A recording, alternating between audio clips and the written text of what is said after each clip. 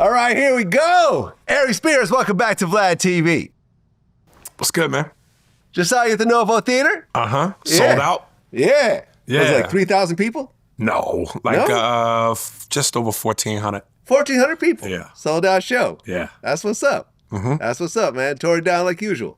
It was fun. I had to have my man on there, Ryan Davis. Yeah. I like the way they called him on stage. They said, Aries Spears or Ryan Davis? Yeah, my opener, Andy Steinberg, did that. That's hilarious. I wish more people got that, but yeah. Yeah. And earlier that day, I had done Ryan's podcast. Okay. Yeah. Yeah, because Ryan had been on my show a couple times some years back, but that was the first time I saw him perform. Boy bad, ain't he? Killed it. Boy bad. Killed it. Yes. Killed it. Yes. Immediately. Yeah. When he came out and fucked with Andy, and then I had to immediately come out and fuck with him. Yep. Because I said, Ryan Davis looks like if the Family Guy cartoon was an actual person. He got that meatball head with them meatball eyes. Well, this is what's interesting. You may not have known this. Ice Cube's 2025 War of the Worlds has swept the 46th annual Razzie Awards, winning 5 awards. Worst Picture. But I was the villain. Worst Actor, Ice Cube. But I was the villain. Worst Director, Rich Lee. Worst Screenplay, Kenny Gold and Mark Hyman. And worst prequel, remake, ripoff, or sequel. But I was the villain. You know, dude, y'all, I'm telling you people, we gotta normalize, stop being butthurt for critiques and opinions the moment you hear them. Like, really pay attention to what sometimes I'm saying and really, really listen instead of being so instinctually ready to be turned off and go, hater, you a hater. Because that's that bullshit we do now. Really listen to what I'm saying and break it down. Yeah. I've been doing this a long time. I know what the fuck I'm talking about. That movie was horrible. Horrible. Yeah. And his acting is terrible. In that movie. Not in general, but in that movie. Again, I'm going to say to you what you and so many people do. Oh, he was great in Friday. Yeah. He was great in Boys in the Hood. Yeah. Again, it's not a stretch for a street nigga to play a street nigga. That's not range. That's home. That's what you familiar. You grew up in that. You think that's a stretch? Fuck out of here. Well, I don't think anyone's ever put Ice Cube in the Oscar conversation. Even if you don't put him in the Oscar conversation, his acting is mid. It's mid. And we joked about it. I taught them snakes in there. You hear Ice Cube and everything. Okay, Ice Cube or Common? Common. Really? Yeah. I could see how Common has more range. I'll give you that. But I enjoy Ice Cube on the screen more than Common. Okay, okay, fine. Yeah, see what I'm saying? Okay, but again, and Common, phenomenal rapper. But again, when you talk about, okay, I'm not talking about anybody or anything to go, I'm cheering for half-ass. I'm cheering for 60%. If I'm gonna enjoy somebody's body of work, if I'm gonna enjoy your artistry, I need you at your best. And when I think the best, Daniel Day-Lewis, Gary Oldman, Delroy Lindo, Leonardo DiCaprio, Nicholson, De Niro, Pacino, these are thespians.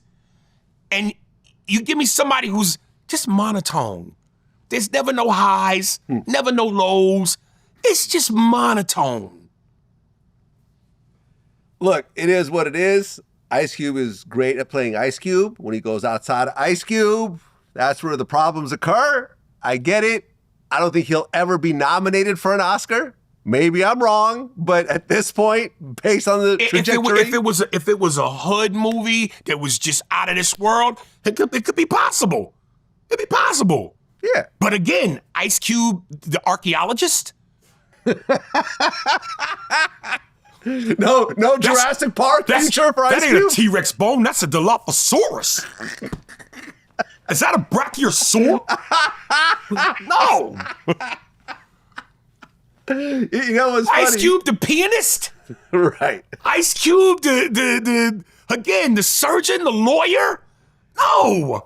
You know what's funny? I just went to the We Them Ones comedy tour. Yeah. Where Mike Epps is the headliner. Shout out to Yeah. TK Kirkland. He got us our tickets. He was also on the show. And he was like, who's ready for another Friday movie? And I was like, he's like, sorry, everyone's pretty much dead. Wow, who said that? Mike Epps. Oh, wow. Well, A lot of people have died from the Friday franchise. yeah. Yeah. Yeah, honestly, I think like... And I'd be honest, if I were to see another Friday movie, the idea of Mike Epps and Chris Tucker together would be explosive. Yes. And I think that's the way to go. Oh, And it I has even to be. heard, I don't know Yeah. how much of it was true, but there was the rumor floating around that because DC Young Fly sounds so much like Chris. Yeah, no, I don't want to see that. No, I don't wanna see but it was that. Yeah, I heard about that. about Yeah, him but being like Chris's son or something. no, I don't want to see that. No? No. You don't think? No, I think DC Young Fly is dope being DC Young Fly, but I think when you try to put him into a smoky character, I don't really see that. I could see it if it's that angle, because that would make sense. He sounds like Chris Tucker. Baby Smokey. Mate, there you just helped the writing. Nigga, you just wrote it. Baby Smokey. Baby Smokey. Yeah. You got Baby Yoda and Baby Smokey. There you go. There you have it. There you go. Well, in the hip-hop world, the biggest story by far, Which you know I ain't gonna know nothing about. so we will just break it down in real time. The Gucci Mane and Pooh Shiesty robbery situation. Know nothing about it. Okay, so I'll break it down for you. You know who Gucci Mane is, right? I've heard of him, yeah. Yes. Rapper, gangster rapper from Atlanta, Right. allegedly killed someone in self-defense back in the day. Everyone called him the boogeyman, whatever else, right? He signed this artist from Memphis named Pooh Shiesty. Pooh Shiesty went to prison. He caught like a shooting charge or something, did 3 years, got out about 100 days ago. And apparently he was unhappy with his contract with Gucci. So, they meet up in a studio in Dallas. It was Gucci, his this white cameraman guy, one of his friends, and 2 off-duty cop security guards. Then Pooh Shiesty shows up with his dad, this other rapper named Big 30, and 6 other guys. They go into the booth, and apparently Pooh Shiesty pulls a out on Gucci and put it to his head and said, "Sign my release." Some Suge Knight shit. Then they took Gucci's ring, his chain, his watches, and his cash, and then the guys started robbing Gucci's friends. They robbed the cameraman, they robbed his friend, they put him in a headlock. One guy pulled out a gun on him and threatened to shoot him if he kept moving. The off-duty cop tried to get in the room, but the guy had like closed the door. They realized there was more guns in the room than outside the room. Eventually, everyone got let loose along with the stuff, and they start posting their robbery items on the internet. Everyone gets arrested. On the next episode of Dumb. And then Gucci wrote a song about it. Listen, I gotta ask you, because, and again, I know you don't have to defend your position, but just so that, people that know that when I come on here, I try to at least point this out in an effort to be fair. But somebody had once said, how come Vlad never mentions stories about the crazy shit that white entertainers do? You always go for the black angle, which makes it seem like, again, you're exploiting us. How many white rappers are there? No, they don't have to be rappers. I'm in the rap world primarily. So because you're not in the rock world or the heavy metal world. Am I in the rock world or heavy? Do I ever talk about rock or heavy metal ever? But you could if you wanted to. I could do all types of stuff. But how come do you, I? How Do come you I? choose not to, though? Because that's not really what I'm focused on. That's not like the music I'm passionate about. This is not the So core it's of about Vlad the passion TV. of the music. Yes. Okay. Vlad TV has a hip hop core. I was a hip hop DJ. I won awards. Like, this is what I do. Don't you want to welcome as a great journalist or an interviewer some of the biggest names on the other side of the field? I would love to. We've tried here and there. They just don't really do much press. Really? Yeah, and they've never agreed to do Vlad TV. I'm trying to think what major rock acts, like white rock acts. I mean, I've done white rappers lots of times, but like white rock acts, man, we're just not even on their radar. I don't think they care about Vlad TV. Listen, Okay. Led Zeppelin's definitely open, if they want to do Right. Vlad TV. If John, Paul McCartney wants to do Vlad TV, I'm not going to say, F that guy. No one's going to care about him. right. If Elton John wants to do Vlad TV, I would love it. I just want to again, not that you have to defend your position. No, I'll defend it. But just for some of the people I'll who defend go it. this, and this, now they know. Listen, And they say, oh, you just put black criminals on. How many white mafia guys have I put on? I've put on white Jewish criminals. I've put in like white Irish criminals. Like I've done all across the board. In fact, if you count all the mafia guys, I've probably done more white criminals than black criminals. Hey man, you preach it to the choir. I'm just trying to, Yeah. I'm just trying to, let people know. Hey man, listen. So anyways, back to the story. What is it? Shiesty? Oh, Pooh Shiesty. Pooh Shiesty. Yeah, so these guys are facing 30 years probably, the whole nine. Mm-hmm. What's your take on this whole thing? I just said it on the next episode of Dumb. Like, it's one thing, you're going to commit the crime, you're going to make a song about it, you're going to post it online, the evidence online. Yeah. It's like, how much dumber and deeper can you go? Well, here's what I think happened, right? Because I have a Gucci Mane interview from like 20 years ago. This is like before VladTV. This is during my DVD days. And he said, I would rather die than snitch. Who said this? Gucci. And he said this multiple times. He said, I will go to prison rather than snitch. I will die rather than snitch. I know snitch on. Where we from, we won't do that. For real. This East Carolina's all said, well, my crew won't do that. We won't snitch on. We stand down for ourselves. Like, if I gotta go, I'm gonna go. I done went before. I don't want to snitch on to save nobody's life, not even my own. I die. And let me tell you, I don't know if that passion is the same when they starting to strap you in the chair and they give you one shot. What you gonna do? I'd rather.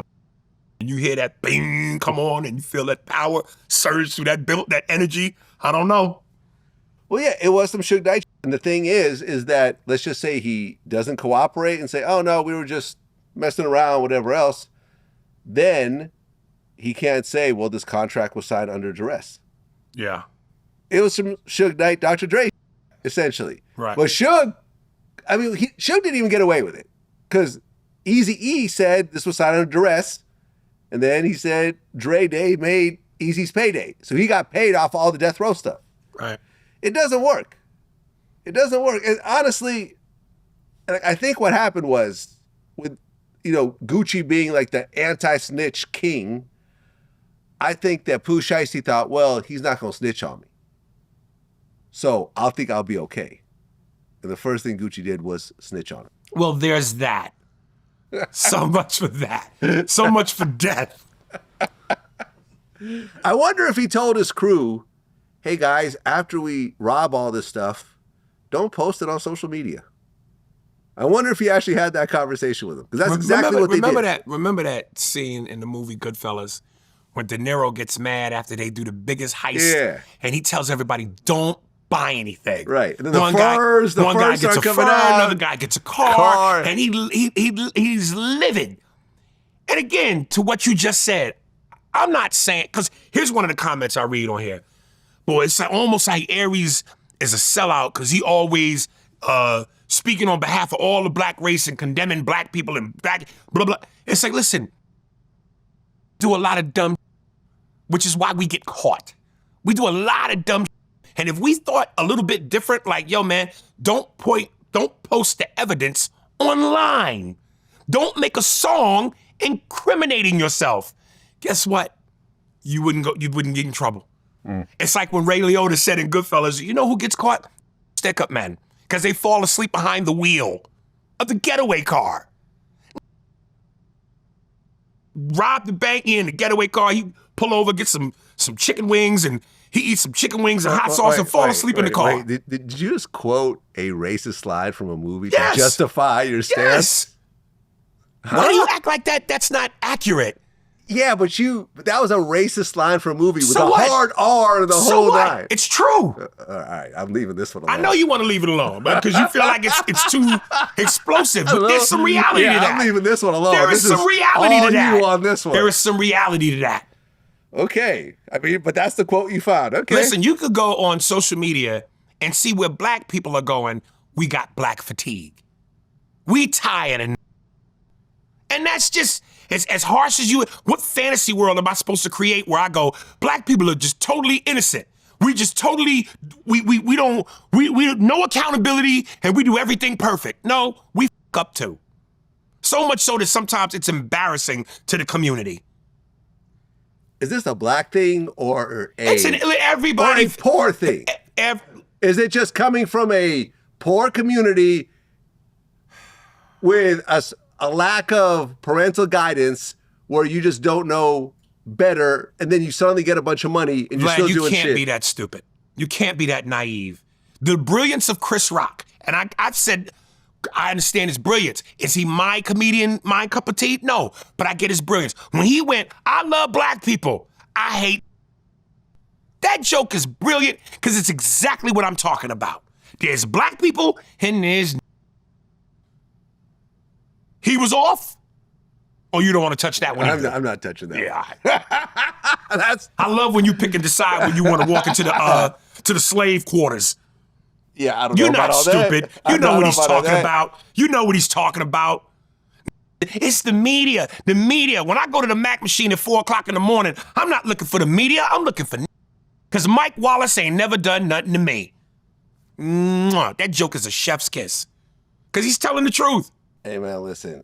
I feel I don't care the race of a particular area that I'm in, but a poor area is a poor area. I don't want to be walking around a trailer park late at night wearing my jewelry.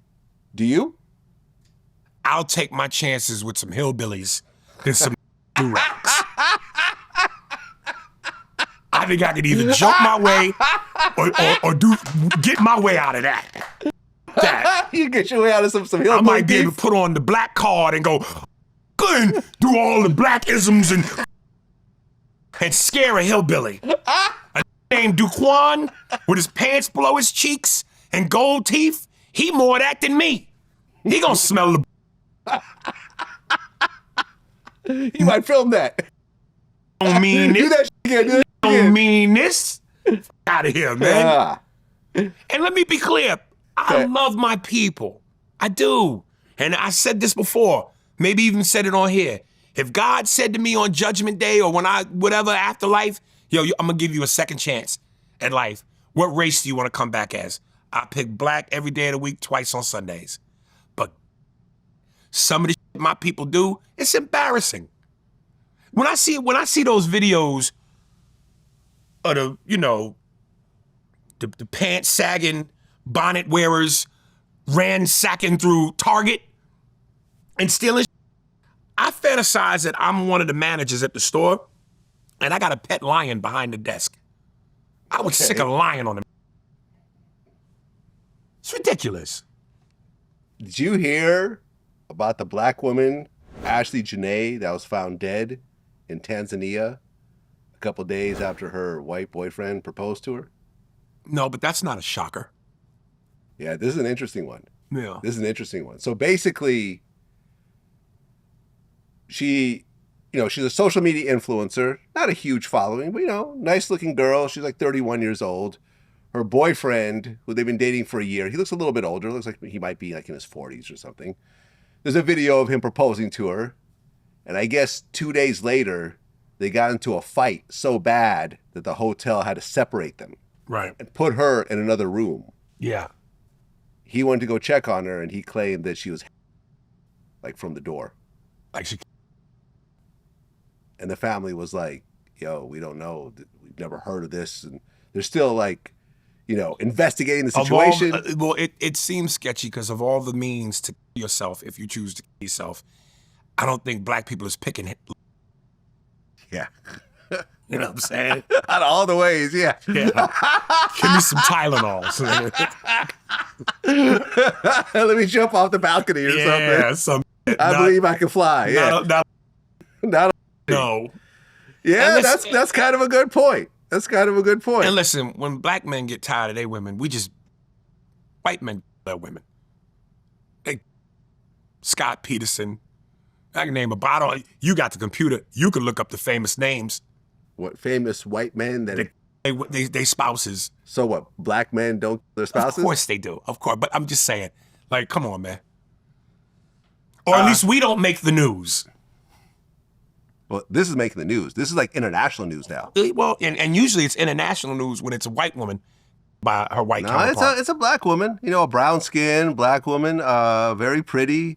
I think the white-black thing is kind of making everyone look at it a little bit more extra closely. Doesn't it always? Yeah, it does. That's a story. It's more of a story. That's a story. Yeah, because it was just like a black guy and a black girl, I You think. wouldn't have it. They're like, be under the suicide rug. seems right. Be under the Okay, rug. that's cool. You know, I There's a got into police report. All right. I got into an argument with this Yeah, about I my think- podcast that's partner. actually an interesting point. I think they're questioning it because he's white. Well, listen, Oh. I got into an argument with this with my podcast partner. It's like black women go missing, I would say almost, I'm sure, at the same rate as white women. But they don't get the kind of coverage that white women get. They don't get the same coverage, which is fucked up. And again, I just, the chick from Aruba, Lacey Peterson, Chandra Levy, we go on and on and on. Name to me, reel off some black female names that got heavy media attention. Not with your computer, off the top of your No, dome. I can't think of it. Exactly. Yeah. Exactly. Then, of course, you have Nicole Brown. OJ's, Yeah, talking about the most famous white woman. There's that. but she's still a white woman. Yeah, So it's a big story. huge story. That's like He's another, also OJ. That was the bigger story. oh, of course. The OJ part was bigger than her It being had white part. been DJ, some you know, Chicago. DJ Simpson, no one cares. no. Right. OJ Simpson, no one cares. To even more the point, it's like I'm just saying, we know that is bad, serial evil, but you mean to tell me there's no black serial, or you can't reel off black serial like you can white ones. So in other words, let us get the same coverage for the same heinousness. There is the freeway shooter guy. Okay, name another one. The DC sniper. Name another one. Well, you could say that a lot of these. We could say a lot of. No, hold on. You could say a lot of these gangsters, like serious gang leaders and so forth, are serial. That's not. I'm talking about the straight up, prototypical, Right. serial, like the that got 15 in the basement, and they're out there, but you don't hear about them. How even when we commit the same heinous acts of debauchery, we don't get the same news coverage. That's how racist America is. We gonna tell the story of the 5 white men that got 15 in the basement, but they got the same amount of. Nah. Isn't that better for black people that it's not being advertised? You in know their what? It's a f***ed up double-edged sword, isn't You it? see what I'm saying? Yeah. I don't understand we why don't you're want mad that at out this. there. But give us equality. I want to show my community's dysfunction even more than it's already Hey, out there equal, for. baby, equal. We fought for equality in this country. Showcase our heinousness just the same. Okay, I get it. I get it. All right, I will try to focus more on black serial somebody wrote me and said there was a dude out of Cleveland, a black man out of Cleveland, who was like, had 20-something in his basement. I never heard that story. I never saw that made-for-TV movie. But we got Jeffrey Dahmer. Yep. We got John Wayne Casey. Yep. We got Ted Bundy. Yep. We got what's the name from the shooter, Central Park, back in the 70s. The shooter. The Central Park shooter? What? Nah, it was famous. Look up Central Park shooter in the 70s. Not Central Park, but the New You York. about the subway shooter? No, that's Getz. Yeah, Bernard Getz. No, he was a serial. Just type in serial New York City 70s. Son of Sam. Oh yeah, Son of Sam. Son of Sam. Yeah. He was white. We saw these movies. We've heard these guys. We've Yeah. heard these names. Well, Spike Lee did a movie about him. Yes. Covered a serial that wasn't black.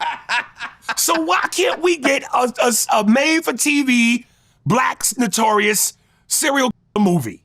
Well, I hope one day your dream is achieved, Aries. Again, I'm not trying to, I don't want to see my people in the most heinous light. It seems like you do. But just give us equality. Okay. It's about equality. It's all about equality. Well, you just got back from the UK. Yes, I did. So, any pushback? Nope. None? Nope. Did you do the little routine on stage? I mentioned it. Ah. I mentioned it. I absolutely You mentioned didn't it. go full How Monty on full it? was I supposed to go? I Oh, mentioned I would it. have gone all the way with it. I would have did a whole UK rap concert. Listen, somebody wrote me and said it was about 3 or 4 dudes. He kind of thought they were drug dealers because they weren't really into the show. They kept getting up, talking, getting drinks, and he kind of got the sense that because of that, they wanted to rush the stage. Okay. Good thing you didn't. What you thought I was gonna go out there naked? Yeah, you had security. You announced that on the show. I had some shit for niggas' asses if it popped off. Did he have a ninja stars? Ninja stars. Yeah, because guns aren't allowed on there, so everyone's like using knives. Knives or some shit. I was gonna say throwing knives, but ninja stars sounds cooler. Yeah, yeah. I think listen, I really don't believe that people really took that seriously. Because most of the people that even in the comments were like, man, that shit's funny. Even when I did the thing with you where I made fun of the English movies with the accent. Man, I'm British and that shit was hilarious. There's probably a small percentage of people that really got that pissed off. And I want to say this bitch ass nigga, Ren DMC, the English dude, I'm scored that kid. All he did was talk shit, said he was gonna come to the show. Oh. He put together some fake Instagram shit that you could tell was fake, trying to say that my girl tried to call him and she was on some sly shit, and I said this when I know I didn't say that. And I said, dude, you stick to rap, because your rap is lame and your comedy's even lamer. Worry about your pen game, nigga. Because pew ain't it. You know what's funny, right? I just had Clifton Powell on my show today, actually. Yeah. And he said when he was trying to figure out where he, fit in the, in Hollywood, he tried stand-up comedy. You learn quick. He said in the middle of his show, this white guy got up and said, "You suck." He said, "Get your black ass off the stage." Oh, shit. And he got off the stage and said he cried all the way home.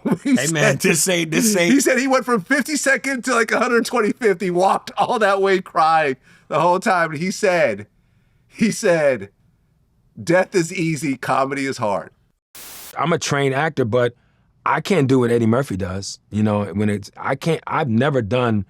I've tried stand-up. I didn't even talk about them days. I was so goddamn bad. I told a joke one time. I said, I guess y'all didn't think that was funny. It was about 2 o'clock in the morning. This white guy stood up. He said, no, it wasn't funny. He said, you ain't fucking funny, and you ought to take your black ass off the stage. And I did exactly that. I threw the mic down and walked from West 52nd Street to 125th Street crying like a baby. And I said, I am not fucking around with this comedy shit. It is. You know what they say about comedy? And I hope you keep this in. Dying is easy. Comedy is hard. Let me tell you, I don't know if you recall the one time Will Smith tried stand-up. And he did a joke about having, if Jesus wore, remember Reebok pumps? Yeah. If Jesus wore like pump-up sandals. I forget the complete context. It's kind of funny. I can sort of see that. What can you see? I can see a master comedian putting a joke together around that. Okay. Like a George Carlin or somebody. When you find one, let me know. You're saying that he bombed. Oh, he never did it again. But Will is funny, like on TV. People make that mistake. They think that just because you're funny on television or you have a funny persona, stand-up is a whole different animal. And you got to remember, people on TV, those aren't your words. Writers wrote them words coming out of your mouth. It's true, yeah. So those aren't your words. So when it works on a television show, it's supposed to work. They're professional writers, comedy writers. I mean, I'll tell you this, right? I remember hanging out with Mike Epps at Power 105. Yeah. Along with Tracy Morgan, the funniest person I've been around off camera. Mike Epps? Mike Epps. Dude, listen. No, hold on. Let me finish. And then I went to go see his show that night. Wasn't that funny on stage. But I saw him recently, and I could tell he got a lot better. He's actually really good on stage. Well, Mike naturally has it. Yeah. The comedic it. Yeah. And listen, despite my little back and forths with Mike sometimes, because we disagreed on social issues and some of the things he said, especially during COVID, and I know he might have even talked some shit about me later down the road, I have always maintained the way I've maintained about Corey. No matter what we go through, no matter what the issue has been, it doesn't take away from they're funny. Mm-hmm. And Mike Epps, hands down, is one of the greatest scene stealers and scene creators in movies. I agree. You could tell instinctively as a comic when you watch something and go, no writer wrote that. Oh, yeah. That came from that's Mike. Oh, yeah. That's Kevin. That's Eddie Murphy as Victor Maitland in Beverly Hills Cop when he did the Victor Maitland thing. There's certain things that you just know, that's them. And Mike is so great at making moments that you remember in movies, man. Mm-hmm. He's brilliant at that. Oh, yeah. What? All About the Benjamins? Yeah. He said... Do. You know, Welcome Home, Roscoe Jenkins. Everything I've ever seen him in. I think it was the last Friday movie when he told the old ladies, the old black women on the corner, hey, y'all ain't gonna leave something selling pussy on this corner. He's great, man. He's great. Oh, yeah. When he said, I remember me and Q from World Star, we were in, where were we? We were in Bahrain, and we were watching All About the Benjamins for the first time. Rest in peace, Q. When he said, you will never find a hairline like mine. A hairline like mine. Yeah. Yo, we rewound that like 40 times and we were just dying laughing. Just dying. Yeah, Mike has that. Mike's got that, man. He's got it. Yeah. He's got it. But I saw him improve in terms of his stand-up. Now he's dope. Now he's definitely a headliner. Yeah. But back then it was like, oh, he's not as funny on stage as he is just hanging out. I mean, you gotta evolve. You gotta grow. You gotta put in the time. You got to take your scars and your lumps. Well, you know, it's interesting. You may not know this, but Dave Chappelle was in his hometown where he opened, some theater. He helped open a radio station, I guess. Yeah. Or like a radio station was in trouble, so he put some money behind it. There was like a grand reopening or whatever else. So this guy just kind of did an interview with him as he was walking away, and he asked about whether he'll do the Chappelle show again. And Dave said, if you asked me that question a year ago, I would have said absolutely not. But in the last few weeks, I'm considering it. Hey. No shortage of networks ready to pick that up. Maybe. If they try to control him or they try to take, too big a piece of the pie, Dave's in that position where he can say no. I mean, if he don't get to do it on his terms. No. Well, I'm saying no. He walked away from the hottest show on television. Yeah, and even in his stand-up, I forget where he was performing, and he was talking about how the powers that be were still trying to fuck him over in regards to the show. Are you talking about how he had asked people, was it when it was on Netflix or something, not to watch it because he was getting the short end of the stick. Right, because they had bought the catalog. Right. And they were basically rerunning it. And listen, man, you just showed me Residuals. Oh, yeah. This business fucks you. Yeah. They don't give a fuck. They give you a Jodie Foster in the Accused style. Listen, I showed you. I was in the Boondocks years and years ago. I just got a residual check, and I showed it to you. How much was it? 43 cents. 43 cents! I'll give you one better than that. When HBO, now it's at HBO Max, when HBO, the streaming service first came out. HBO Max. Mad TV, they had all 14 seasons available. Nice. But they didn't want to pay us.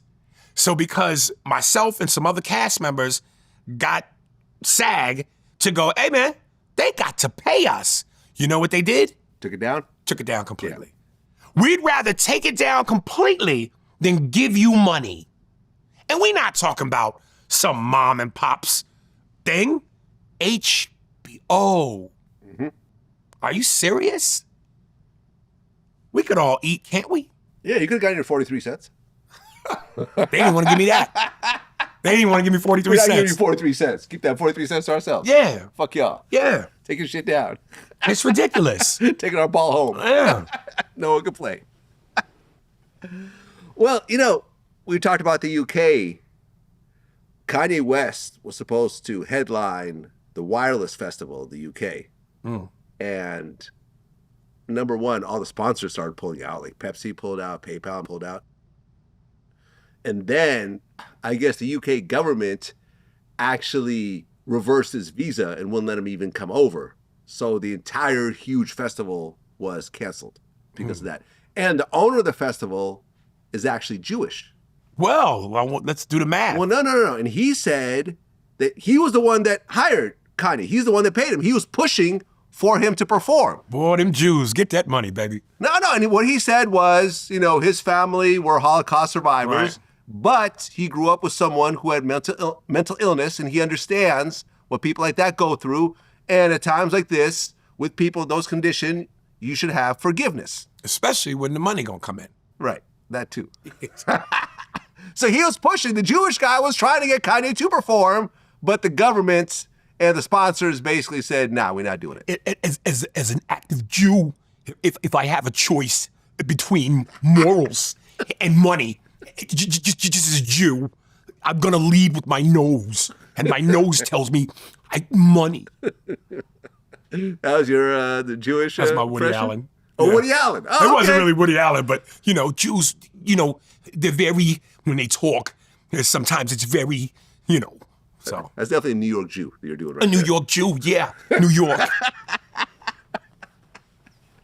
Sometimes when I eat my bagels and lox on what's that soup they eat?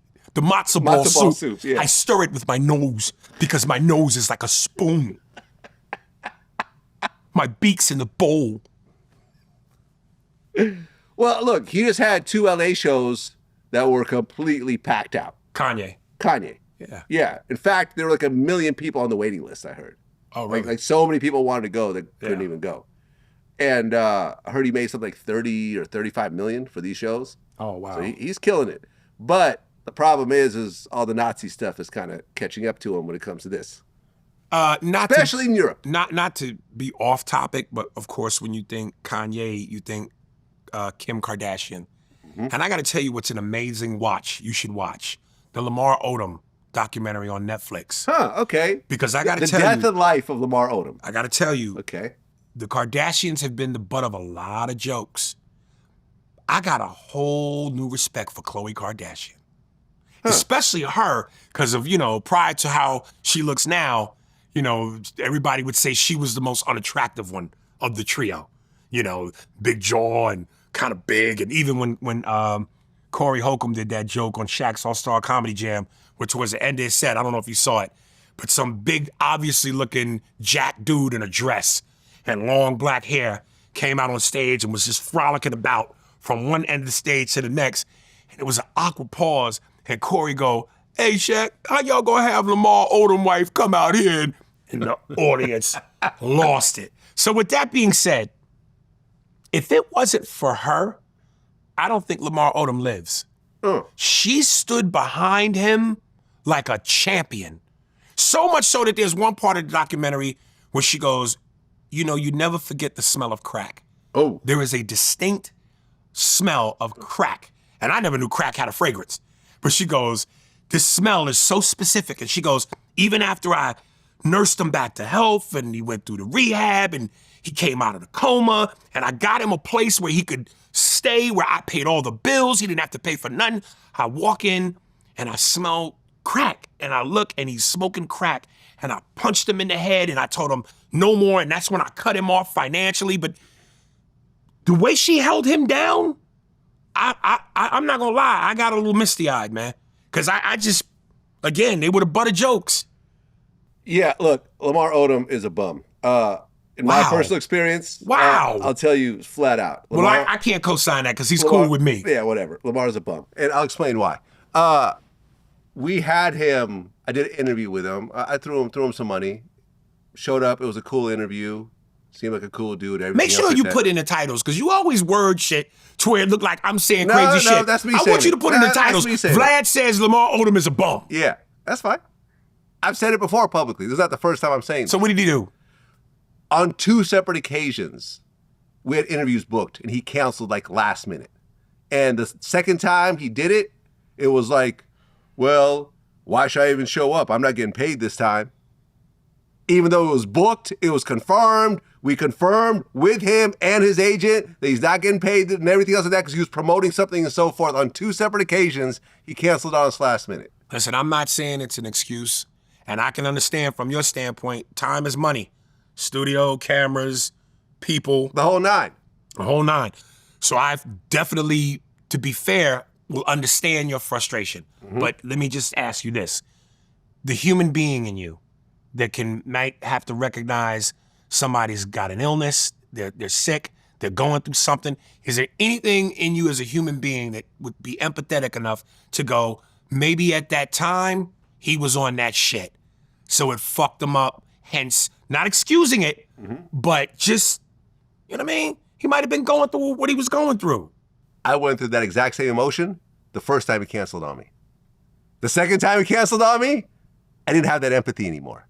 If you got booked for a show and you showed up and the venue was closed and you're not getting paid, and then the owner said, you know something, I'm going through some shit.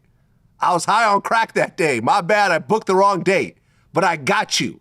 And you come back again and the exact same thing happens, you gonna have a lot of empathy? No, and I'm just trying to play both sides. That's But let me right. ask you, did anybody say to you from his camp, yo, this is what happened? Yes. And was it some drug shit? Well, no, it wasn't some drug shit. It was like some money shit. Oh, him just need money? Yeah. For drugs. Who knows? I'm not saying that. He wasn't gonna go buy no books. No, man, listen, I started calling him Lamar Odom in some of my interviews. 'cause That's I not really bad. think it's That's kind of funny. But Lamar Odom. Man, listen, I heard crazy stories about how, like, Lamar, after the game, you know, everyone's in the locker room, he's taking a shower, he has his phone out, and he's watching porn, like, in front of everybody with the volume up. And he's, like, walking around the locker room, like, watching porn. And everyone's looking at him like, what the fuck, man? And then it was like, yo, while we're taking a shower, the dude is watching porn. Just taking a shower, just watching it. And I was like regular porn. And he's like, regular porn? He's just watching porn. let me tell you something, man. And I've said this. Part of the reason why I've never done hard drugs is because I'm too fearful of shit like that. Not being in control of myself, and then I'm wilding. Like, I'm gonna be honest with you. From all the stories I've heard about cocaine, there's a part of me that went, I would have loved to maybe tried it. But now I'm 51 and I have an addictive personality. So I know, one, I'd be too scared of dying. And two, I just wouldn't, what if I like it? Yeah. Like, what if I love You it? probably will. That's why I don't want to do it. That's why it's so popular. Because if I love That's it, why people spend so much money on it. If because it's I- probably great. if I've I- never tried it either. right. And Yeah. if I love it, I might wow the fuck out. Look, there were two moments in my life that made me say I'm not trying cocaine. First was I had a friend I grew up with who overdosed and died at 23. Cocaine. That's number one. And that was pretty much enough, but then I got a little cherry on top. My first job out of college, this guy that worked right next to me, cubicle right next to mine, when I got to know him, he told me he was the first programmer hired at Apple. He was 14 at the time. He was like some genius programming kid. And I said, yo, you were the first programmer hired at Apple? Yo, like, your stock options must be insane. Because Apple's now Yeah, a multi-billion, billion dollar company. Why are you still working? You know what he said? Cocaine. He said, cocaine is God's way of telling you you got too much money. Cocaine is God's way of telling you you got too much money. He sniffed away all his Apple stock. Let me tell you something. Dude. This stock is probably worth billions today. The hardest drug I probably ever did, and it was a moment where I went on like almost what felt like a 2-month every weekend thing, was ecstasy. I tried it. Yeah. And I used to own in my apartment off of Wilshire 2 actual, you put a quarter in the machine, video games. I had NBA Jam and I had Mortal Kombat 4. And me and my brother used to go hard with that Mortal Kombat shit. We both did ecstasy, and I swear to God, Vlad, I'm not lying. It felt like we were both Neo in the Matrix. We saw every punch and kick come 2 days before it was thrown. We blocked every move. The timing was so fucking precise. Neither one of us could knock the other one out. Every punch, every kick was blocked, perfect precision. It was like when Neo, once he dodged the bullet and dude was throwing the punches and he would just hit like this, hitting shit, wasn't even looking. We were that locked in. I said, yeah, no, I'm good. I'm good. Yeah, I've done ecstasy before. I don't know if I've ever told this story. Oh, wait, I don't know if I've ever told this story. Let's go. But I did try mushrooms once. And this is when I knew drugs, I'm done. So again, I had NBA Jam and I did some mushrooms and I'm playing with the Bulls and on the team was Horace Grant, Scottie Pippen. Jordan wasn't, they didn't have a license for Jordan. So I'm dribbling with Scottie and at one point when I got past the half court line, I'm going this way. Scottie turned to me and went, "Dunk it now."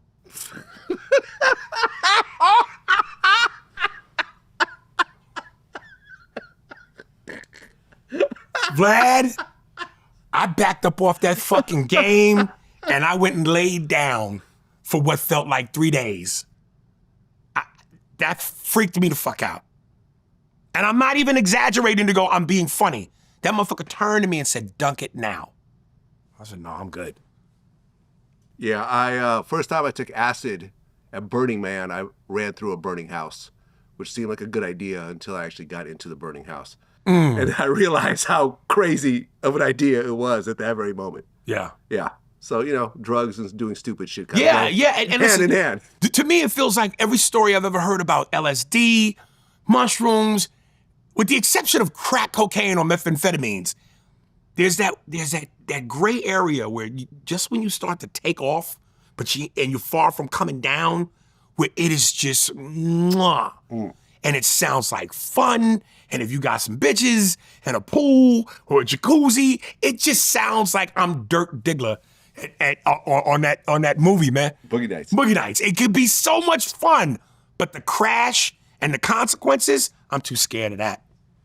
Well, let's talk about crashes and consequences. Tiger Woods. This nigga. If this nigga was a person.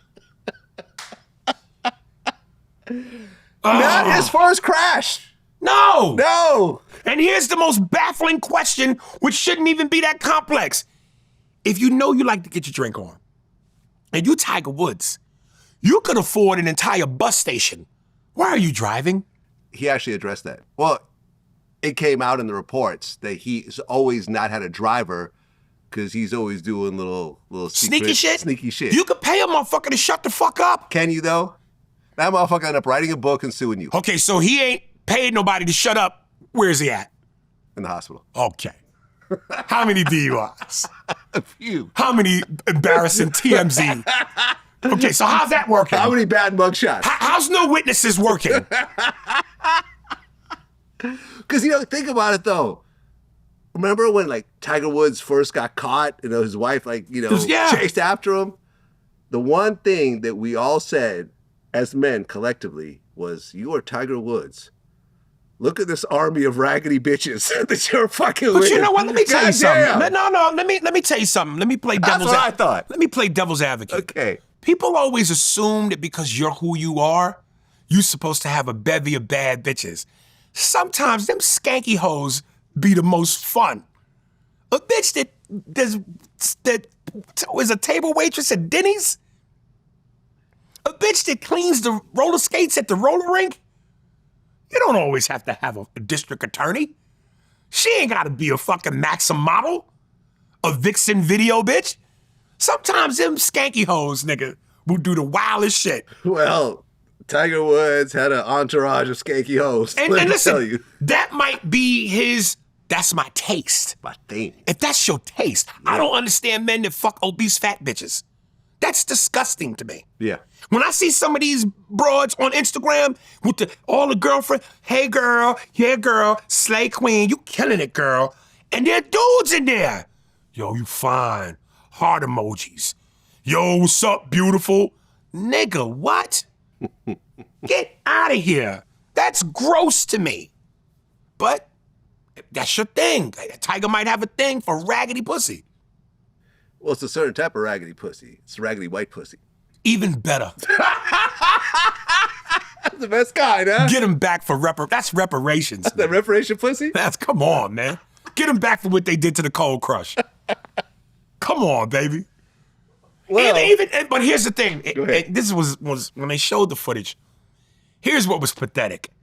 Did you see the part where the cop's telling him, hey, I need you to step over here? And he's on the phone. It's talking to Trump. Yeah, he goes, yeah, I'm sorry, I was on the phone with the president. Like, you cornball. Well, isn't he dating Trump's like niece or something? He wasn't on the phone with the president. That was the most desperate ploy to go, get me out of there. I'm with the president. You cornball ass nigga. Wasn't on the phone with fucking Trump. Well, I just did this tweet this morning. We'll see if it goes viral or not. Maybe, maybe not. Is this with Tiger Woods? No. Before you get to Tiger Woods. And then Justin Timberlake. Right. Same thing. When they released the footage of the arrest. Yeah. You know, I was going, the cop don't know who this is? Because it felt like Justin was fucking with him. You know, I'm just, you know, on tour. The cop goes, what tour? I'm a singer. Well, yeah. You know who the fuck that was. Dude, for that sheer embarrassment alone, I need a driver. Because I wouldn't want my shit to end up on TMZ and I'm drunk and fucked up. Nah, man, get a driver, man. Fuck that. This actually reminds me, when I saw DC Young 5 perform the other night, right? He had this joke where he said he was like late to a show. Yeah. And he called an Uber.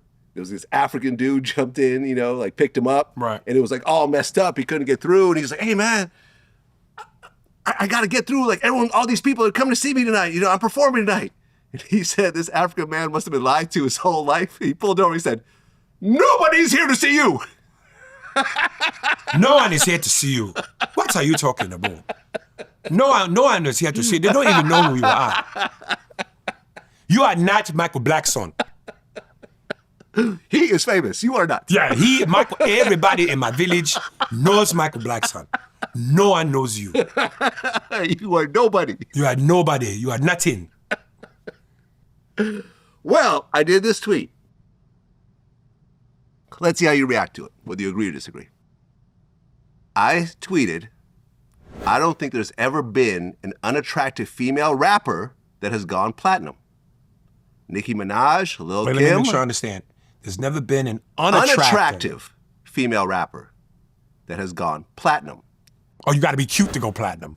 Nicki Minaj, Lil Kim, Lauryn Hill, The Brat, Cardi B, Salt-N-Pepa, Eve, Megan Thee Stallion, Blotto, and Foxy Brown are all generally considered attractive women. Yeah. Now, You know who's not going platinum? hold on. Can I say it? No, not yet. Let me just finish. You're going to kill the timing, but go ahead. Dank DeMoss. Thank the boss. She was in the comments, actually, in the replies. Ain't going platinum. Simply Red. Ain't going platinum. Sexy Red? Is that her name? Sexy Red? I think Sexy Red actually did go platinum. No. Yeah, actually. No. Hold on. How? Hold on a second. Yes, Sexy Red has achieved multiple platinum certifications. What achieves Pound Town. Let me ask you, what achieves platinum now? Because people ain't buying records. Is it streaming? Yeah, well, streaming platinum. How many streams you need to go platinum? God, I'm so old, man. 1.5 billion streams for an album to go platinum. And Well, 100. Okay, hold on. 150 million streams for a song, or 1.5 billion for a whole album. well, what does she have? Pound Town. You know her Pound The Town? song? Yeah. My pussy pink, my booty hole brown. That song. Hug your daughters. Fathers. My son needs a new pappy. Take them to the pony show. Get dressed up. I know even black men will go, we don't wear dresses. Put on that motherfucking dress and play tea. Play tea and cups of coffee with your daughter. Let me keep going. There's more. I said, now, there have been plenty of super talented female rappers that aren't traditionally beautiful that you could argue are lyrically better than the list I just named, but none of them have achieved superstar status. But when it comes to female R&B singers, looks don't seem to be as important when it comes to commercial success. There are a lot of female singers that have blown up strictly because of their singing ability and not their image. Prove me wrong. I don't doubt it. Because, you know, a bitch that looked like a gargoyle talking about how she wants you to eat her pussy ain't a turn on. You know what I mean? When Cardi B talks about WAP, look how Cardi B is cute. Right. Cardi B got a fat ass. That's why I can't believe that. Was it Sexy Red? Sexy Red. But then Sexy Red is kind of cute in her own way. What? Yeah, and a Tales from the Crypt kind of way. She's the Crypt Keeper. She looks like a eating chicken wing, nigga. She's terrible. Now, on the R&B side, here's the thing. I'm not going to name the unattractive females, but there are quite a number of really like popular female groups and singers. You're like, oh, I don't know about that. That might get kicked out the bed. Not going to say who. Not going to say who. You know how many people were upset and had hit me up asking me, please tell me what Vlad told you about Will Smith. Oh, yeah. And they were upset with you because they was like, dude, if you weren't going to say it, what was the point of showing it or putting it out there? Just to hear this huge bleep? Yep. But was it shocking? Oh, it was appalling. I'm thinking anything I ever owned or touched by Will Smith, I'm throwing away. We weren't just playing it up for the camera.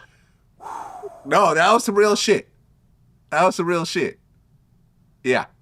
And people were trying to guess it in the comments. They were all getting it wrong. Oh, they didn't come close, nigga. That shit was as shocking as the Sopranos ending. Well, Drewski, Yeah. what's your take on him? Love him. Yeah, me too. Love him. I don't know that you know, he's a younger generation. You know, guys like I Sinat, is that how you say it? Kai Cenat. Kai Sinat, him. I can't name all these young whippersnappers, but he's a part of that new regime of young streamers. A lot of people were upset over the Erica Kirk skit. The same people that were upset about that weren't upset about Trump depicting the Obamas as apes. So I'm fine with it. Now, Jake Paul said This he's going to respond to Drewski by doing a blackface script. And didn't he do skit. it? Didn't he? No, I don't think he did. Or was yet. that AI? No, it's Of not him in AI. the blackface? That's not him? For real? I've never seen it. Have you seen it? No, I haven't. Then that must be AI. Hold on, let's look at it. Let's see, blackface. No, I can't find anything like that. Oh, you just type in Drewski blackface. Drewski blackface? Not or Drewski, Jake Paul blackface. You Nothing. typed it in? Nothing. Nothing. Dude. So Literally, you haven't, it's been floating all over the internet. I think that Then it was must be just- AI? It's fake? I think it's AI. Oh, okay. I think it's AI. All right. Yeah, no, seriously, I'm not defending Jake Paul. I don't know Yeah, no, I know. Yeah, you know what's funny though? You know, I had Clifton Powell on my show, like I mentioned, and I said, "Do you think that in 2026 they could have pulled off a Tropic Thunder, Robert Downey Jr. blackface?" Everybody will continuously say no. He said no. Do you think in 2026 you could have a Robert Downey Jr. character do a blackface like they did in Tropic Thunder and actually get away with it without a huge amount of backlash? I don't think so. I think it's too much going on now with this DEI stuff and just the climate that we're in right now, and what African Americans are feeling. I think I try not to be too offensive when I say certain things, because we're really in kind of weird times right now, racially. I think that the pendulum is swinging, and I think that the appetite for that is very strong. Listen, I wish there was some wood I could knock on, but part of what I'm working on, which is my baby, is this movie I'm trying to do, which will kick political correctness in the nuts. And I think the climate and the hunger for it is so strong that, you know, it's bound to happen. It's bound to happen. So who's going to be the white guy in blackface in this movie? In my movie? Yeah. Oh, ain't gonna be no white dude in blackface. Oh, okay. No, not by any stretch. Okay, that's what I thought you were It's saying. gonna be a white slave. A white slave. Yeah. Okay. Yeah. All right. That doesn't know he's white. So, I mean, do you think any, like, let's just say, brilliant idiots. Oh, Charlemagne and Andrew Schultz? Yeah. So let's just say Andrew Schultz does a Tropic Thunder remake. If there was anybody that had the balls to do it, I think he would do it. I think he would do it. I don't think he would, though. I think he would. Think he would? Yeah. Have you seen his stand-up? Yeah. He goes there. He goes there, but not there. What's there? Blackface? Listen, let me say this again. Black people, we are not that sensitive. There's a line between tasteful and disrespect.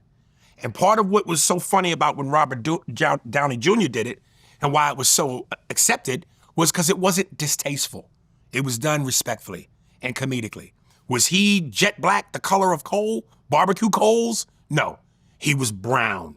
Did he have big white lips like a pickaninny? No.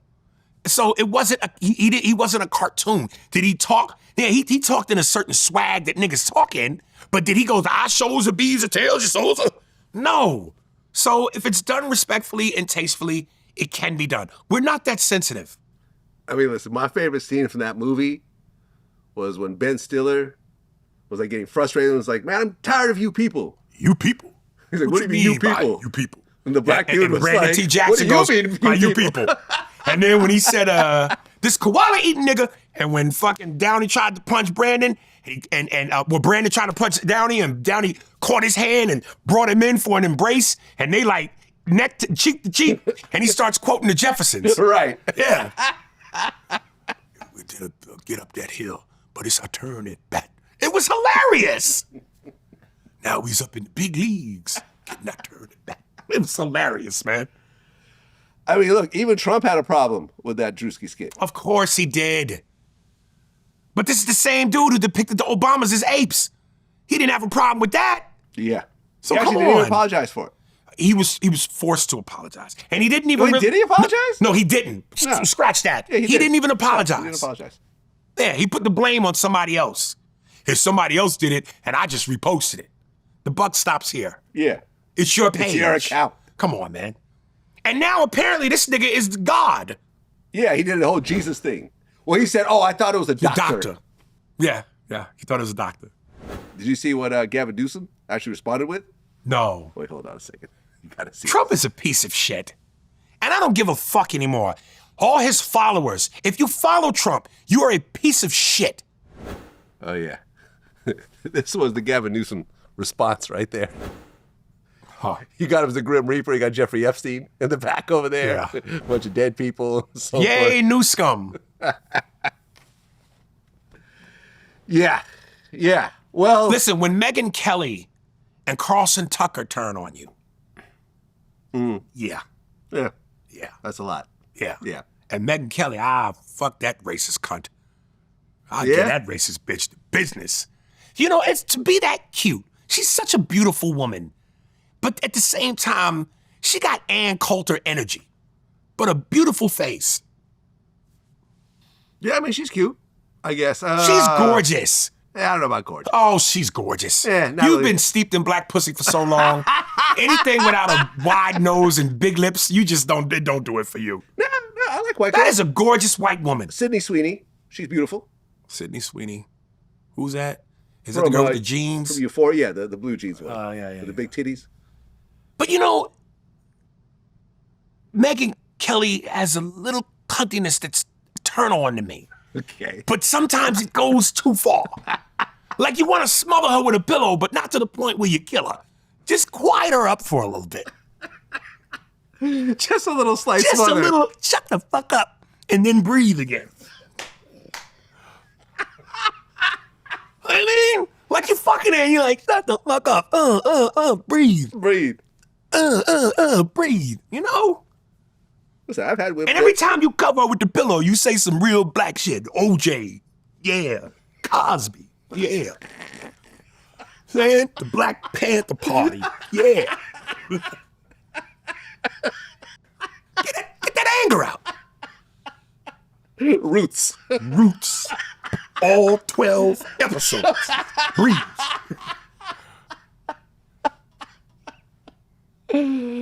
Well, speaking of Trump, we're still at war. And apparently there's a blockade in the Strait of Hormuz. You talking shit I don't understand. Her moose. Well, the Strait of Hormuz, like 20% of the world's oil goes through there. It's more, Iran controls it. So once you stop that, you kind of like fucking up the whole world's oil supply. Are we blaming Trump? Because I'm asking you. You heavy in the stocks, as am I. Mm-hmm. Are you hurting a little bit? Not hurting, but the market has been bad for the past, 2 weeks? I really don't care about a 2-week bad market. I invest for years. So 2 weeks to me is a buying opportunity if it goes down. Yeah, because they always say buy the dip. Exactly. So I really don't give a shit. Yeah, niggas be a little bit more frantic. Yeah, I mean, First of all, most black people don't have the means to invest, or don't even the know-how. We put our shit under the mattress or in a Nike shoebox. So for us, certain aspects of financial literacy, we're not as deep into as we should be. that's too bad. So it is. Yeah. So yeah, I might be on the panic a little quicker than you. And I've heard all that before. Buy the dip. It's about the long term. Yeah. So I'm in it. But that don't mean I ain't like, oh shit. I had my stock portfolio drop by 43% in 2022. And I bought more. And it went up 71% the next year. So, All right. Yeah, listen, I got it. yeah. But when you're new to it, Yeah.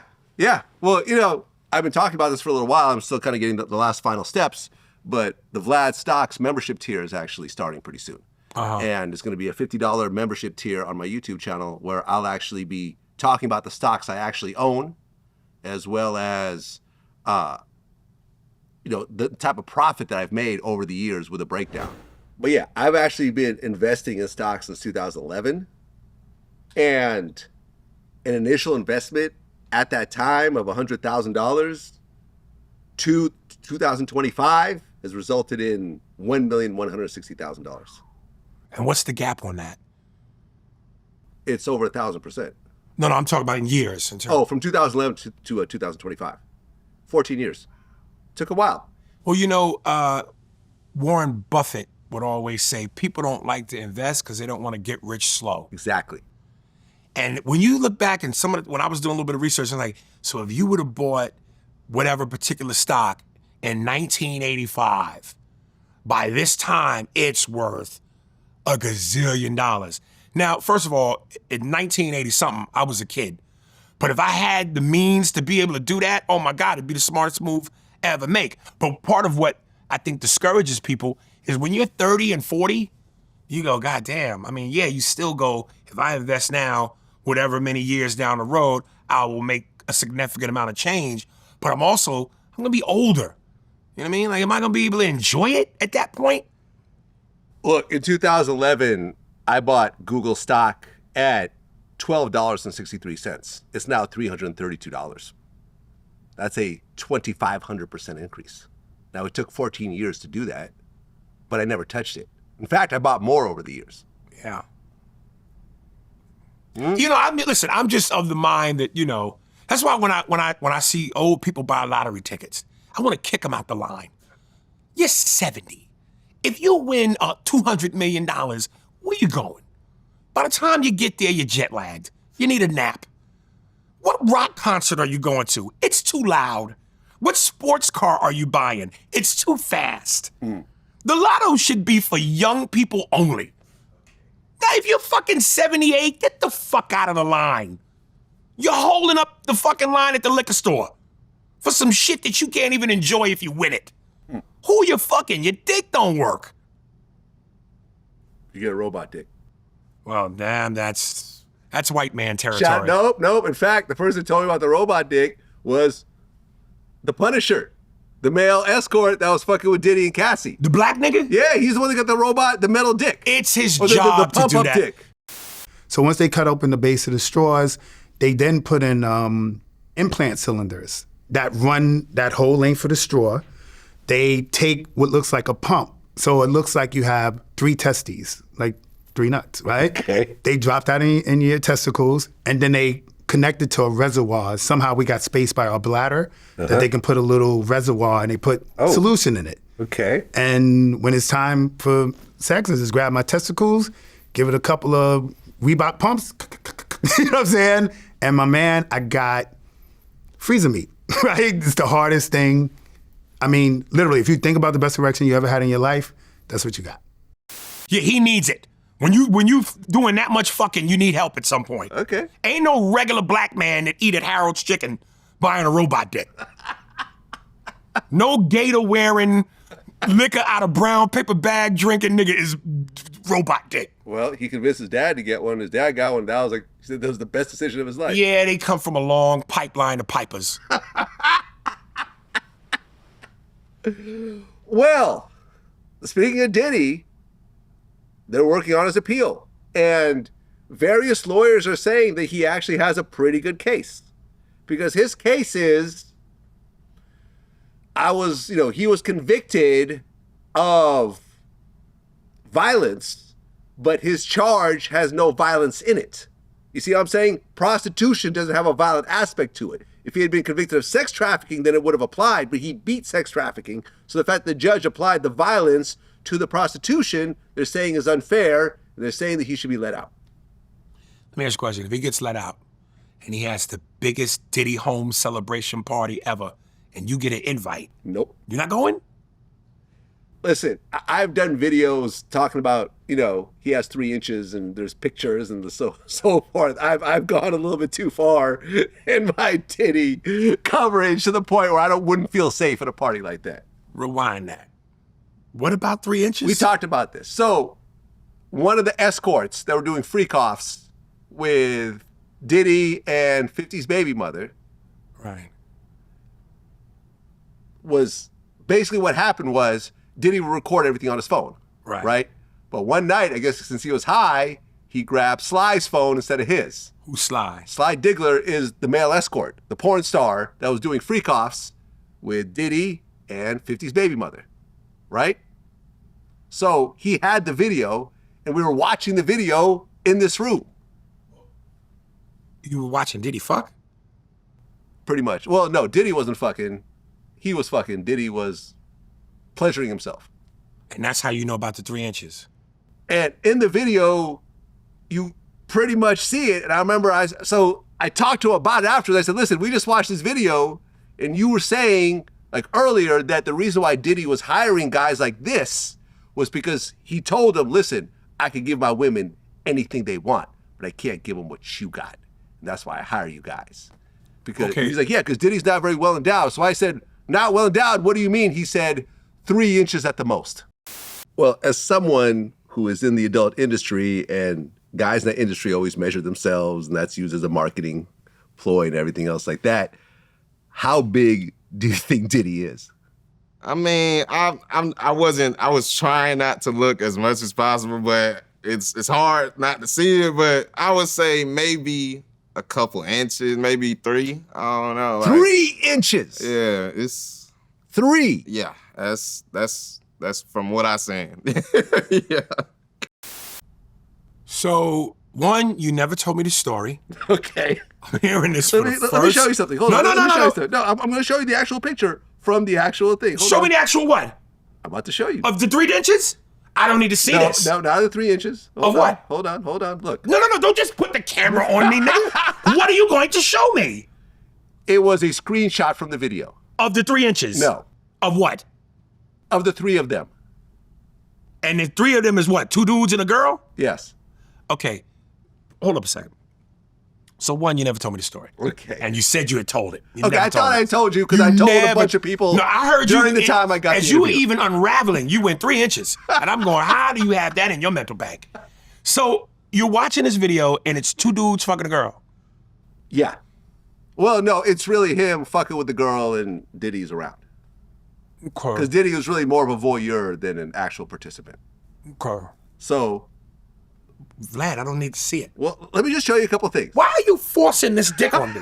There's no dick in this photo. Okay. Okay? There's no dicks that I'm about to show you. Yeah. Okay? So, this right here is Sly. He has his shirt off, but there's no nudity. Okay. Damn near. Okay?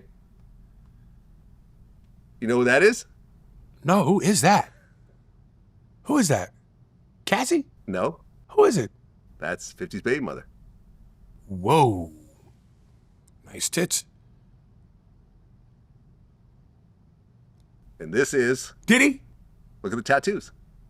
Nigga, I would have to put my nose on that screen to see them tattoos. Well, Is it Diddy? Yes. Okay. Yeah. And here's the thing about this video, right? Because you kept hearing the baby oil stories. Right? So I'm thinking, oh, okay, Diddy's having the two of them oil up together. But as I'm watching the video, you see a oiled up Diddy go into the shot, which is something that I can't quite unsee. Diddy was oiling himself up too. All three of them were oiled up. It was crazy looking. So this is why I'm not going to another Diddy party. This right here, this moment that we're sharing. Okay, but let me just wait. Let me just ask you something. Yes. Sex is one of God's most natural given acts, is it not? Sure. What do you mean sure? Yes or no? Okay, yes. Yes, it's a natural thing to Yeah. have sex. Yes. It's one of the most pleasurable things on the planet. 100%. Unless you are doing something that is just so abnormal and crazy, like fucking a baby elephant. Nigga, we about to get in the room. I got a baby elephant, and we about, me, you, and this bitch about to fuck, and we gonna put the elephant in the session. Or some bestiality, something crazy. And we've seen enough porn to know, two dudes and one girl, what exactly is insane about that? As long as the two dudes ain't fucking each other. If one, in terms of the torso, is at the head and the other one's at the back, bang, bang, bang. You know what an Eiffel Tower is? Yeah. You ever heard that? Yeah, but they clap. Yeah, the clap, and then boom. Got it. What is... Well, they weren't, I mean, that was being done sometimes, but 90% of the time was Diddy just jacking off in the corner. Cuckold behavior. And then, of course, the dudes would nut, and then Diddy would go play with the nut after. Now see, this is what I'm... Now we talking about territory where it's like, all right, nigga, that's too much. Is it? I think it is. Yes. Listen, you would have to have a pamphlet of rules and restrictions to go. So it's just basic fucking, right? One broad, 2-on-1. That's it. If that's it, maybe. But I'm not personally. I've always said I would never do me and a dude with another broad, because my dick's got to be the only star in the room. I don't even want to be in the vicinity where my peripheral will catch another man's meat. I've done that. You have? Yeah, see, I can't. I don't. It wasn't something that I enjoyed, because we were each on either side. When did you know you didn't enjoy it? You wasn't enjoying it? In the moment. It was like, I wish the dude wasn't there, but we were in the moment, so you gotta go through with it. I gotta get through with it. I didn't bust. You don't have to do anything you don't want to do. I understand that, but I was in the moment. The girl looked good, and it was like, all right, fuck it. Nigga, why did you kill everybody in the house? I was in the moment. That was the moment. They were home. But yeah, no, I mean, I did. I've talked about it before. That's like when I see porn and it's the double penetration with the girl in the middle. I wasn't doing all that. We were on either side. And actually, what's interesting, I remember the first thing I thought in that moment, because, you go through life and you're like, well, I think I'm straight, but what if I get put into a situation, whatever. At that very moment, I said, I definitely know I'm not gay, because I have absolutely no interest in this dude in the room right now. I wish he wasn't there. Is it a macho, his dick might be bigger than mine thing that freaks you No, out? it was just another man was in the room with the girl that I wanted to have sex with. Yeah. That I was having sex with, actually. Right. Not wanted to. I was having sex, but there's another dude there. What if your meat was the size of an elephant trunk and this nigga was the size of a pinky tip? Still, would you be... Wouldn't matter. No, it wasn't like we were like competing in dick size or whatever Right. else. It was just like, I just didn't want him there. Yeah. I would have enjoyed the moment 100 times more if it was just me and her. Right. But, we were in Brazil, shit happens. Yeah. Rio de Janeiro. That It should is be what on the it is. pamphlet. Welcome to Brazil. Shit happens. It happens. Bestiality is actually legal in Brazil. That's insane. Yeah, it's crazy, because I remember we were walking by like this porno store. This is back when DVDs were more of a thing. And I'm walking by and they have like all these little box covers on the window. And I'm like, oh, okay, a girl in a fur coat. Wait, that's not a fur coat. That's a dog. That's a fucking dog. Like, the fuck? What kind of movie is this? As cool, and I found this out when I went to Berlin, Germany. As cool as America is, and we're always the coolest kid in the room. We set the trends, we are hip hop, we're this. Everybody takes their cue from us. When it comes to sexuality, sometimes we are the most furthest behind country on the planet. Because after I finished my show in Berlin, this bouncer who took a picture with me said, hey, yo, you should come by the Kit Kat Club. I'm a bouncer there. I goes, we're going to go gamble, because there was a casino literally next door to where the venue. And he goes, all right, but the Kit Kat Club, you kept saying the Kit Kat Club. So the promoter from the show is taking our picture, and as he's finishing up, I go, you ever heard of the Kit Kat Club? He goes, it's the wildest fucking club in the world. When you walk in, people are literally fucking. Like openly. Fucking in the club, openly. Not no, we trying to hide it behind a booth. I mean, as open as, welcome, where would you like to dine? And there's pussy at the table, being fucked. I just went, how come we don't have no shit like that? I mean, we do. I remember, this is before I started being DJ Vlad. Me and a group of friends, we went out to this club called Power Exchange in San Francisco. It was like that sounds like a gay man's heaven. Well, Power we Exchange didn't really in know. San Francisco. In San Francisco. Well, it was me, my man, and two girls, right? And one of the girls had been there before, so I think she kind of set us up a little bit. She's like, ooh, let's go. So we were going there, and there was like a lot of different couples and whatever, but then you start realizing this is sort of kind of like a gay thing, kind of. Like, you know what I mean? And there was like a lot of trans around. I remember the craziest moment was we were kind of this big open area, right? And there's this group of Asian girls, right? And like I said, it was a little bit, it wasn't really like they're dressed like they were in a nightclub, like little mini skirts and all that, but all of them had little sashes around their Adam's apples. To cover up that they had Adam's apples? Yeah, all of them, all of their necks were covered up. Every last one of them. And I remember seeing these like group of like white frat dudes walk over and start talking to them. And we're watching this from a corner like, yo, do they know? Do they not know? And then the girls start making out with them. And I'm like, oh shit. Like, what the fuck? I'm like, yo, we got to get up out of here. This is a little too wild for me, man. I can't. This is not what I signed up for. But it was a lot of like S&M rooms and all types of other weird shit. So you have this. I remember even I was in Paris and we went to a sex club. Me and my ex went to a sex club where two people were having sex on stage. Yeah. But it was like I saw that in Amsterdam. Yeah, I didn't go see it. They both look kind of miserable though. They both look like they didn't really want to be there. So it was just sort of a weird, I don't know. Just a weird set of moments, really. So, yeah. Well, Floyd Mayweather. Number one, they're saying the Manny Pacquiao fight might not be happening. I heard it went from it was going to be a real fight to an exhibition. Yeah, now it's an exhibition. Yeah. But now they're also saying it might not happen because they think Floyd wants more money and the contract negotiations and so forth. Do you want to see that fight? We talked about this. Yeah, I would see it. I would see it. Let me tell you, man, I don't like Floyd Mayweather. As a human being, really? It's a turnoff. Like, he's so, shallow in terms of look what I got. My money, always showing off. I saw one clip where he starts off going, motherfuckers is always in my business, talking about what Floyd ain't got, what he got, what I'm doing, what I'm not doing. First of all, nigga, you posting. So ain't nobody in your business. You putting your business out there. But then he goes, people, when I'm on a vacation, if I'm gonna be going for 30 days, and he got 2 briefcases on the bed. If I'm gonna be going for 30 days, I bring 30 watches. And he opens the briefcase, 30 watches. And if I extend it another 10 days, I bring 10 more watches. And he opens the case. If I go on vacation, my fault. When I go on vacation for 30 days, I take 30 watches with me. But you know what? What's crazy is this. If we add 10 more days, I take 10 more watches. But then I say, fuck it.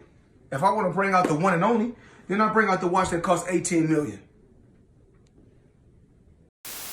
And I go, part of the reason why Muhammad Ali was so revered was because as a human being, he could relate to whether you were a Fortune 500 CEO of a company or you were the janitor. He prided himself on being a man amongst the people.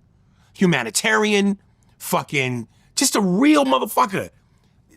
And people talk about, and Floyd loves to go, how many people fought as many world champions as me? How many people got a 550-0 record? I don't do a great Floyd Mayweather, but Muhammad Ali wasn't perfect. But I think he's more beloved because he was human. The Floyd showing off all the cars and the money and now they say he's allegedly broke. I don't know if that's true. Well, okay, so here we go. A few months ago, this was like, I don't know, maybe 4 months ago, I had told this story a couple times on my show that I was in Miami hanging out with one of the big dog jewelers from New York, one of the guys that supplies all the other jewelers, essentially. And he was like, listen, Floyd is broke. His spending has just gotten out of control, and he has serious money problems. And everyone said I was a hater. You're a hater. Of course, yeah. You're broke compared to Floyd. Listen, I am broke compared to Floyd. We're both broke compared to Floyd. Yeah. Whatever his broke status is, we'll still always be broke compared to Floyd. Right. Right? But then you find out the IRS has filed a $7.3 million lien against him from taxes unpaid from 2018 to 2023. $8 million? That may not be a lot altogether, but I heard now he's having to sell off houses and planes and stuff like that. I don't know. And this is where I struggle a little bit with religion and God and karma. I don't know if karma is completely real or not. But when it comes to certain things in life, I go, why roll the dice? And when you're constantly flaunting and bragging about what you got and you're showing off your car collection and your jewelry and your money, it seems like life has a weird sense of humor. So it's just like, listen, man, have all that, but be quiet. Because it feels like when you do all that, you just inviting something karma-like to come teach you a fucking lesson.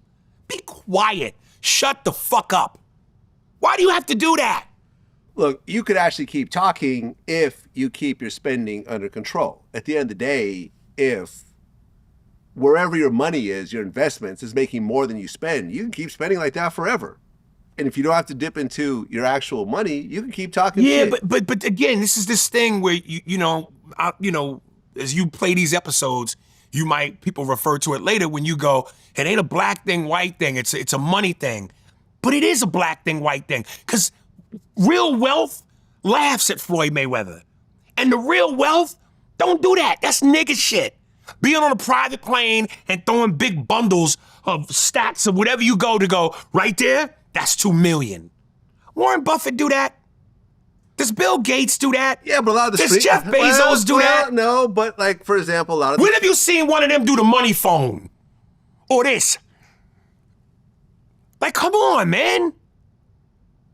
That certain shit is relegated to nigga behavior.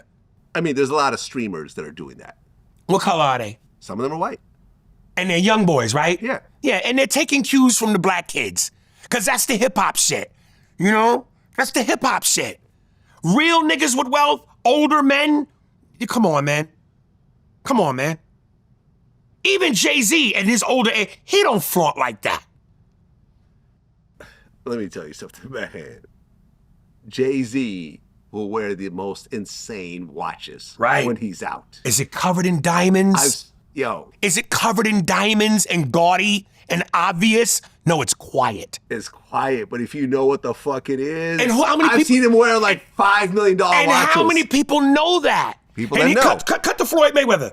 He goes, and yeah, when I'm on vacation, if I really want to fuck niggas up, this the watch costs $18 million, covered in diamonds. Well, okay, but Jay-Z was doing that this whole time up until like a few years ago. And at some point, all through his albums. And at some point, you grow the fuck up. Okay. When is Floyd gonna grow the fuck up? Okay, that's a good point. Now Jay-Z. Right. But like you just said, a $5 million timepiece without a diamond on it. Yeah. But it's made out of like one continuous piece of ruby. Okay. Like, you know? Well, I don't know if you're being funny. I've never seen a watch that's made with a continuous piece of ruby. Well, not ruby. Hold on a second. This watch right here. Hold on a second. Yeah. So this right here is a Richard Mille. Like, I have a Richard Mille watch, but I don't have this watch. This is one piece of sapphire. The entire watch. No, the entire watch. The entire body of the watch is. Even the white part? Not the white part, but the actual. Oh, yeah, that's what I'm talking about. Exactly. But it's not the face, it's all the way around. Right. Is one chunk of sapphire that they built the watch inside of. Yeah. This watch is worth like $3.5 million. Jay-Z's worn this more than once. Yeah. Yeah. I'm just saying. Okay. This watch right here, the Tiffany Patek, The Jay-Z is worn also, 1.6 million. And how loud does that look? Well, it's a little loud. Where? I mean, it's the face. It's a loud face. The color. It's a Tiffany color. If you know, you know. It's one of those things. And most people don't know. Yeah, you know what they do know? That obvious diamond out shit. Right. They know that. Right. And that shit is actually cheap shit. No, really. Unless it's factory diamonds. Like, for example, okay, let's just say you take a Rolex, right? Let's say you take a gold Rolex and it's worth $50,000. You spend $10,000 icing it out. It loses value? It's now worth $25,000. Right. So you spent 60 on it, right? 50 for the watch, 10 for the diamonds, and it's worth less than half. And to my point, if you knew money, if you knew wealth, Yeah. and not nigga behavior, you know better than to do that. Yeah, I don't ice out anything. I do not have a single iced out watch. Now, if it's factory diamonds, if it came like that, Right. then that's a totally different situation. But most times, factory diamonds make the watch go up like 5 times. So Right. a $50,000 watch with factory diamonds might be $250,000. Right. See what I'm saying? Yeah. But you throw aftermarket diamonds on Yeah. it, and then forget it. Come on, man. It's junk. Come on. Yeah. In fact, and to the black people that'll be in these comments and take everything I'm saying as some sort of a put down to us, that's not what I'm intending. What I'm saying is what I said earlier, financial literacy. Black people are not financially literate. We go for the obvious and we do the okey doke and the dumb shit. We wear millionaires instead of being millionaires. And because I do care about my people, I wish we would. I wish there was a way we could be more financially literate. We invest, know about stocks, Yeah. and all of that type of shit. yeah, I'll put it like this. Trick Daddy, of all people, said this on my show. He said it. He said, look in your closet, in your driveway. And if there's more money there than is in your bank account, you're a damn fool. Materialistic things. I watched different speakers speak up on materialistic things. Everybody's materialistic. An old wise man once told me, if you could look in your closet, look in your driveway, and look inside your house and see more money than you can see when you look inside your bank account, you's a poor fool.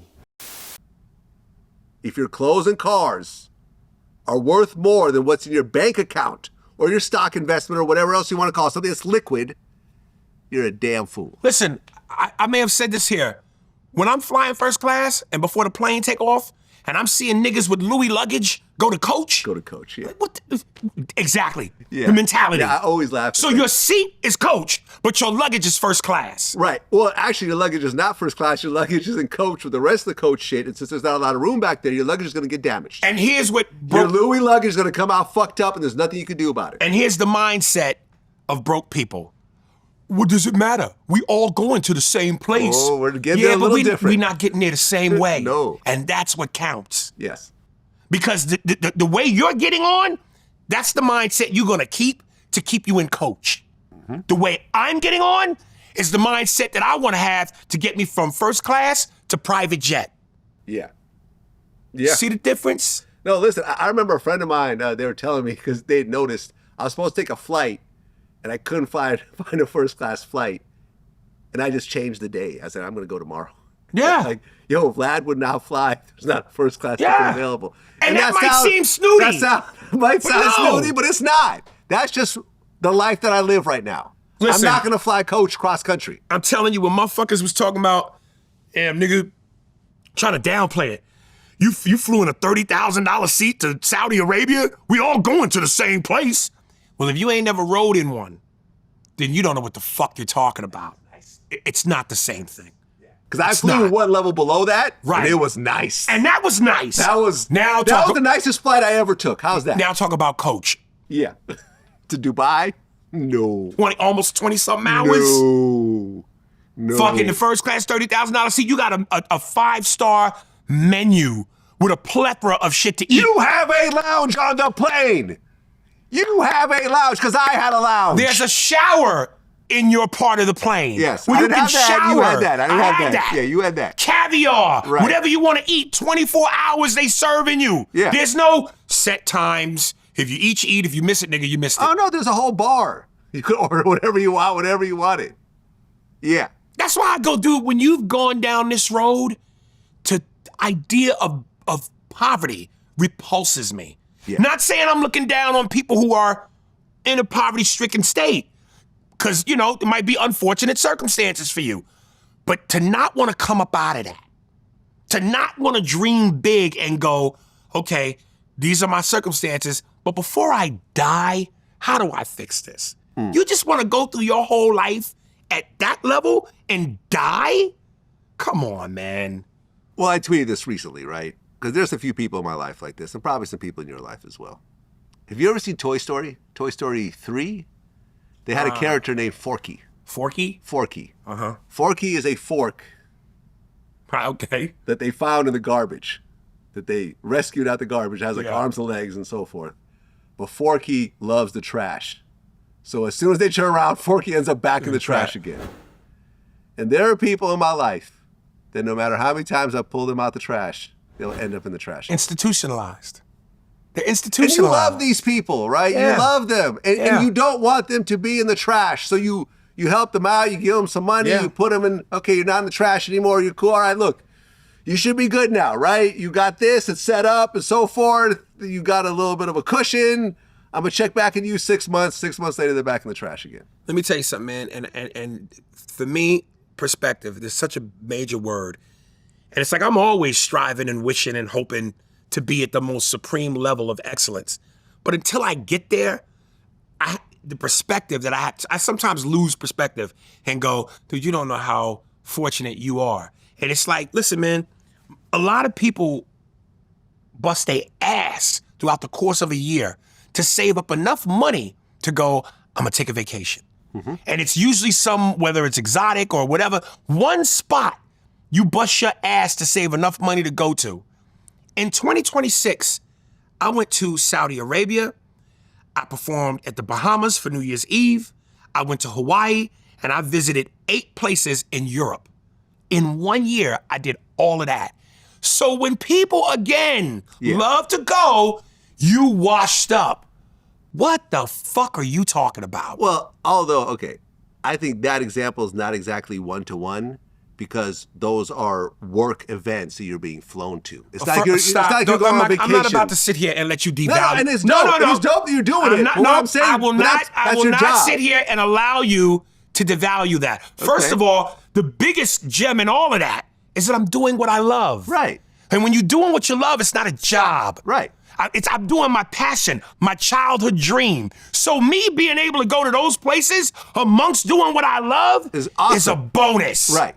Most people are working jobs, busting their ass to make money to go on a vacation, doing a job they don't love. Exactly. Bosses they can't stand. Right. Co-workers they hate. Right. Where's the downside for me? No, it's all upside. But what I'm saying is what you're talking about is that people that actually go on a vacation. Okay, so not let me run with work-related. that. Let me run with that. Yeah. Let's just say, okay, let me go on a vacation. Because of what I do, I can afford to. Exactly. I can afford the $30,000 seat. I can afford all those destinations. Right.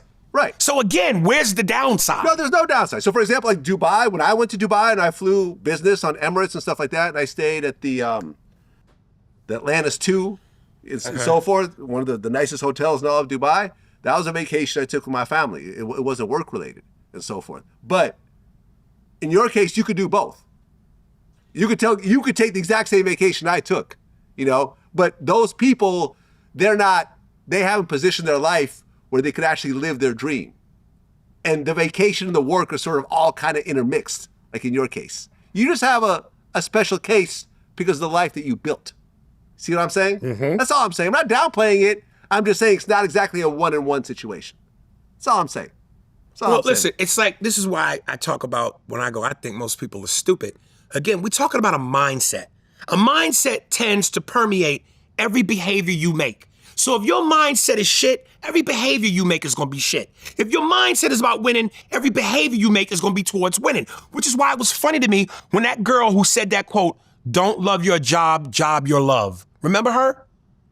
Who? No. She I don't know. said this quote, "Don't love your job, job your love." And she caught flack. Most people were making fun of her, going, yeah, "Oh, so I that's get like that. saying, don't eat your food, food your eat." No. Are you niggas that stupid? You don't get what she's saying? I get it. don't job your love. Make what you do your love. Love Yeah. your job and make it your love. Yeah. They go both the same way. Do what you love, you'll never work a day in your life. And love what you do. It's the same. Why you didn't overall get that, statement. you broke motherfuckers? Right. Why you didn't get that? Well, Why was that because- so complex? Well, listen, you know how many times when I've talked about stocks, and I said, yeah, the whole point is, and I talked about my stock portfolio earlier, right? I said $100,000 investment in 2011 turned into like 1.2 Right. something million. And everyone's like, so how did you get paid along the way? And I'm like, I did it. Like, well, what's the point? The point is that my wealth grew. So, but when can you spend the money? When we decide to cash it out at some point, if you want, or chip Nah, away that don't at work it. for some motherfuckers.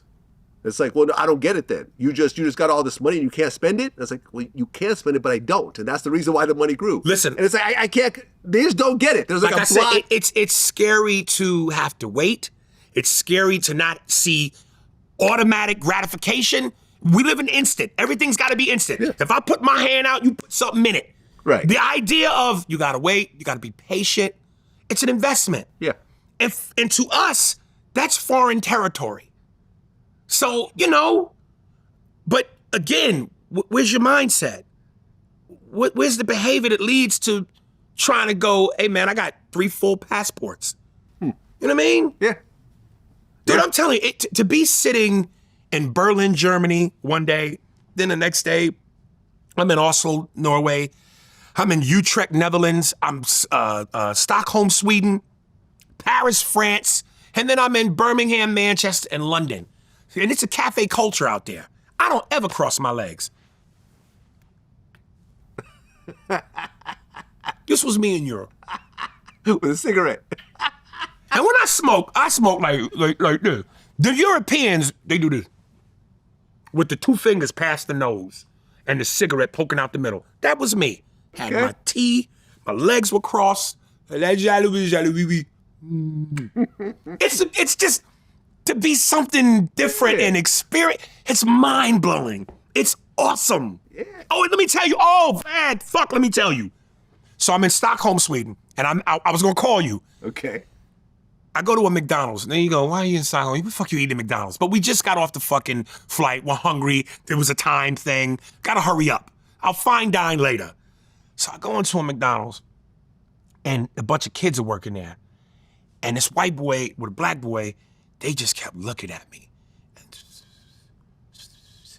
And then I saw them all huddle up, and they're on the phone, and they're looking at me. And finally, the white boy comes up to me and goes, are you Aries Spears?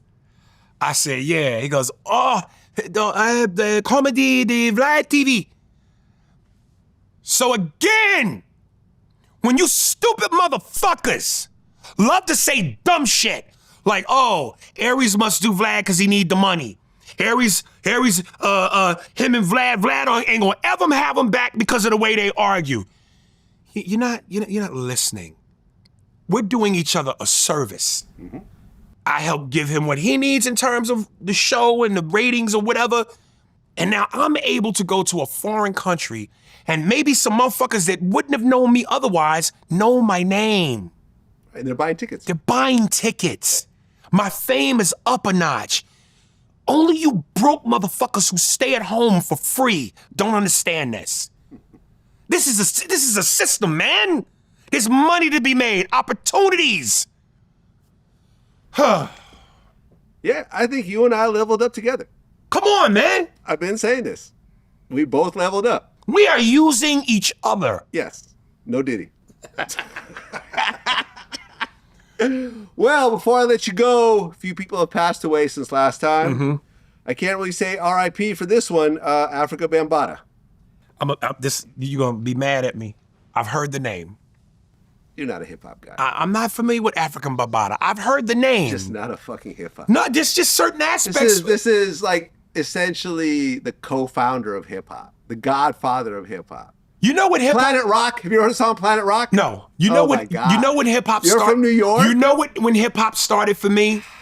Motherfucking the Sugar Hill Gang and the Fat Boys. This was around that time. Well, I just missed them. I missed Bambaataa then. Africa Bambaataa. Yeah. Oh, let me just play you his biggest song. Okay. I didn't know his name. But I know that. Yeah. I just didn't know his name. Okay. The guy behind that song. Yeah. Africa Bambaataa. Okay.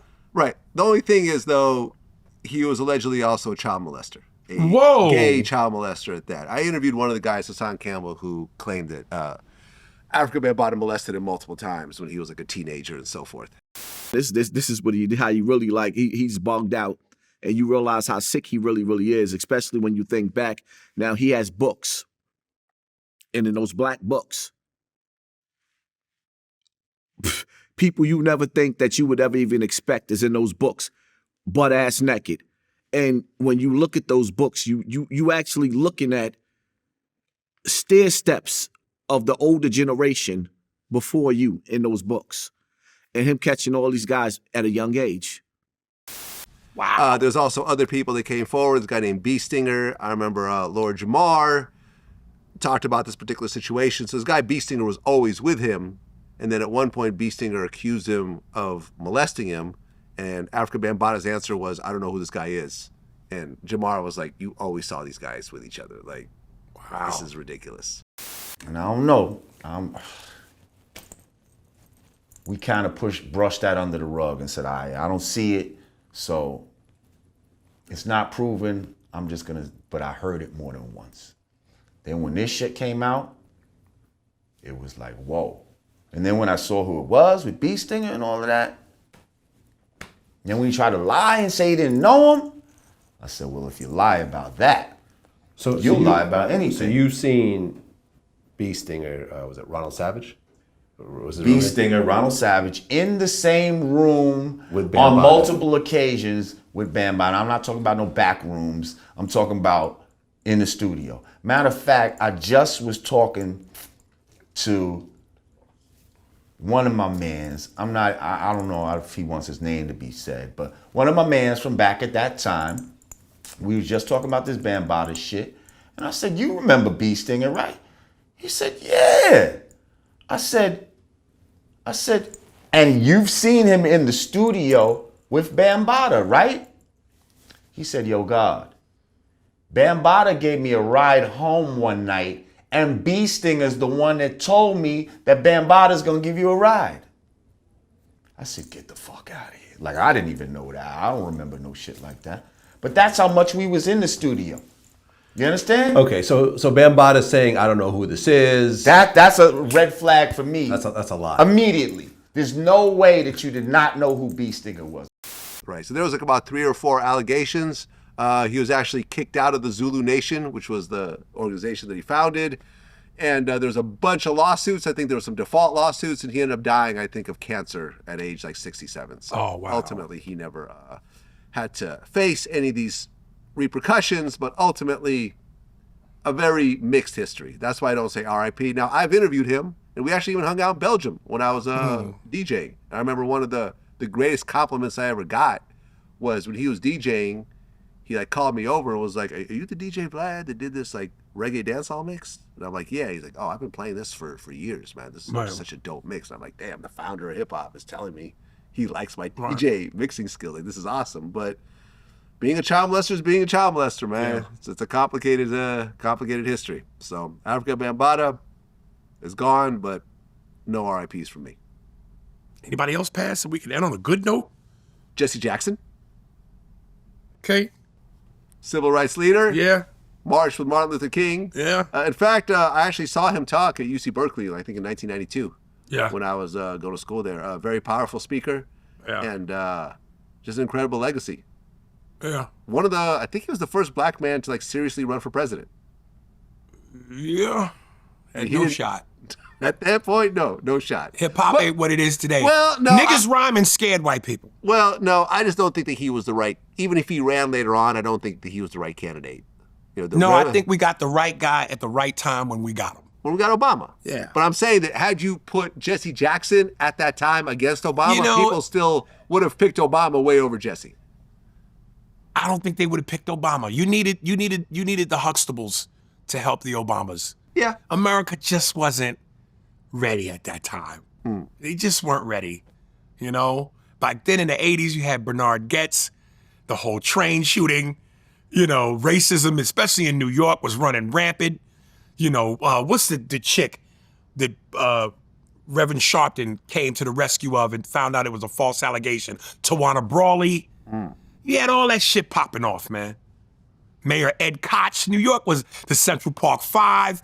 It wasn't gonna happen.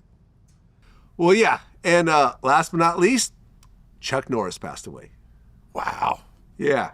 Have you seen all the Yeah, I love him. the meme videos? I love him. Where he shows the movie scenes? Oh, yeah, and he's kicking people. Yeah. He shows up and kicks people. They once said when Chuck Norris does push-ups, he's not pushing up, he's pushing the earth down. Do you get it? Yep. Chuck Norris once popped a wheelie on a unicycle. Chuck Norris doesn't sleep, he waits. Right. What's the other one? Terrorists aren't blowing themselves up anymore because Chuck has fucked all the 72 virgins in heaven at this point. Yeah, it's great. I wonder how he felt about those. Yeah, I wish I could interview him.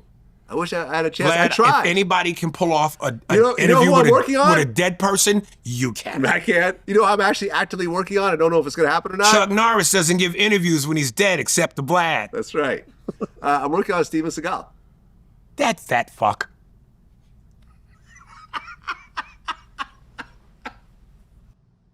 That's how we're going to end it. Aries Spears. Yo, make sure y'all check out the podcast, Spears and Steinberg, available on all streaming platforms. Also, slide into my DMs on Instagram. I will give you the links. Start from episode 1, go in order. It's vital. Go to Spearsburg Pod, the YouTube channel. Hit like and subscribe. And yo, cop my t-shirts.